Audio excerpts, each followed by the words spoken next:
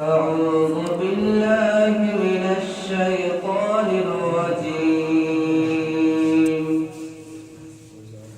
بسم الله الرحمن الرحيم. إن الذين كفروا ينادون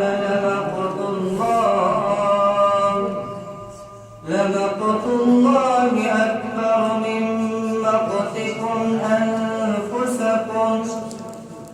أنفسكم إذ تدعون إلى الإيمان فتكفرون.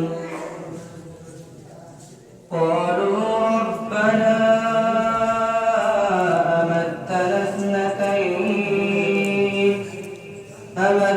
اثنتين وأحييتنا اثنتين فاعترفنا بذنوبنا